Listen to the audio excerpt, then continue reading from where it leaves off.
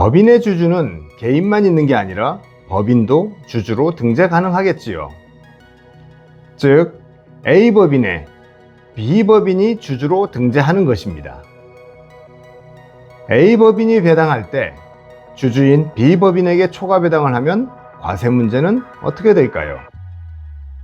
개인 주주들은 배당을 포기하는 주주와 초과 배당을 받은 주주가 특수관계일 때에는 초과 배당에 따른 이익징여 규정에 따라 증여세가 과세되지만, 초과 배당을 받은 주주가 법인일 경우에는 증여세 과세 대상에서 제외됩니다. 김프로, 식사는 잡섰어? 여러분의 밥을 항상 걱정하는 김프로입니다. 이번 영상에서는 몇 년 전 훌륭한 절세 방법으로 법인 대표님들이 선호했던 자등 배당에 대해 설명드리고자 합니다. 지분이 적은 자녀에게 몰아주기 배당을 해도 소득세만 내면 되었는데, 2016년에 소득세를 공제한 금액에 증여세를 물리면서 절세 효과가 없어지게 되었죠.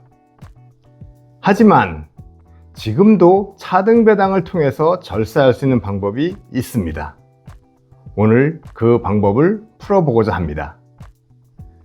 주주들이 보유하고 있는 지분율대로 배당하는 방식을 균등 배당이라고 합니다. 반대로 지분율과는 다르게 배당하는 것을 불균등 배당이라고 하며, 상법에서는 차등 배당이라고 하고, 세법에서는 지분율을 초과한 배당이기에 초과 배당이라고 합니다.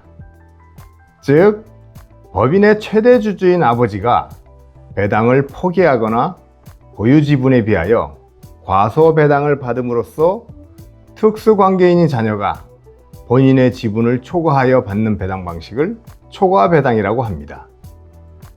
이렇게 배당하면 법인의 이익이 자연스럽게 자녀에게 집중되는 효과가 있겠지요. 2015년까지는 초과 배당에 대한 명문 규정이 없이 예규 등으로 운영되었으나, 2016년부터는 초과 배당 금액에 대해 증여세를 부과하기 시작하였습니다. 하지만 이때도 초과 배당 금액에 대한 소득세가 증여세보다 클 경우에는 증여세를 부과하지 않았기 때문에 실질적으로는 소득세만 납부하면 되는 구조였지요. 대표이사인 아버지가 90%의 지분을 갖고 있고 자녀가 10%의 지분을 갖고 있는 법인이 1억 원의 배당을 한다고 가정해 보시죠. 균등 배당을 하면 아버지가 9천만 원, 자녀가 1,000만 원의 배당을 받겠죠. 대표이사의 배당 소득은 배당 소득 외의 소득과 합산하여 종합과세 될 것이고, 소득세의 누진 세율을 적용받으면 소득세 금액도 더욱 커질 것입니다. 소득세를 낸 후에 자녀에게 증여하고자 하면 증여세를 추가로 부담하게 됩니다. 하지만 차등 배당을 하면 이러한 이중적인 세금 구조를 깨트릴 수가 있습니다. 아버지가 본인의 지분율 90%에 해당하는 배당금 9천만 원을 포기하고 10%의 지분을 가진 자녀가 배당 금액 1억 원 전부를 수령하는 거죠. 그러면 자녀는 1억 원에 대한 소득세만 내면 됩니다. 자녀는 초과 배당 금액 9천만 원에 대한 소득세가 증여세보다 클 경우에는 추가로 증여세를 내지 않아도 되었습니다. 아버지보다 소득이 적을 것이기에 소득세의 누진 구조도 피할 수 있고 증여세도 피할 수 있었습니다. 하지만 이런 절세 방법은 2021년부터는 활용할 수 없게 되었습니다. 2020년까지는 초과 배당 금액에 대한 소득세만 납부하면 되었는데, 2021년부터는 초과 배당 금액에 소득세를 공제한 후 증여세까지 납부하도록 하게 한 것이죠. 따라서 자녀에게 차등 배당을 하는 것이 절세 효과가 없어져 버린 것입니다.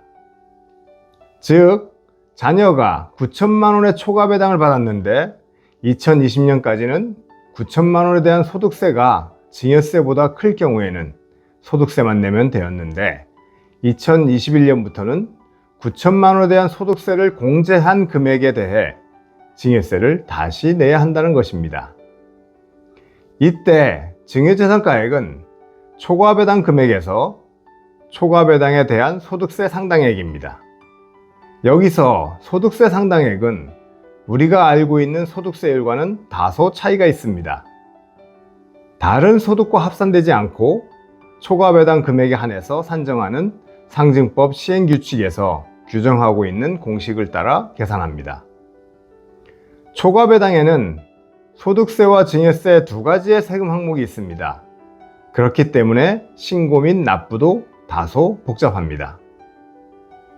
예를 들어 2024년 3월 2일 주주총회를 개최하여 지분율이 10%인 자녀에게 100% 배당할 것을 결의하고 3월 20일 배당금을 받았다고 가정해 보시죠. 우선 법인은 배당금을 지급할 때 원천 징수금액 14%를 공제한 후 지급하고 다음 달 10일까지 원천세를 신고 납부합니다. 원천 징수 신고를 했으니 증여세 신고를 해야겠죠? 증여세는 증여일의 말일부터 3개월 뒤까지입니다. 초과배당에서 증여일은 배당금 지급일이므로 증여일은 3월 20일이 됩니다.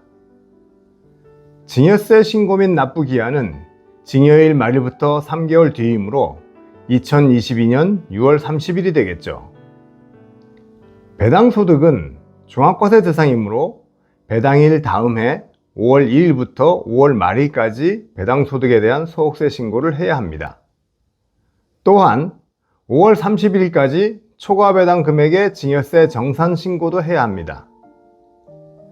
자, 이제 차등배당을 통해 절세하는 방법을 알아보겠습니다. 법인의 주주는 개인만 있는 게 아니라 법인도 주주로 등재 가능하겠지요.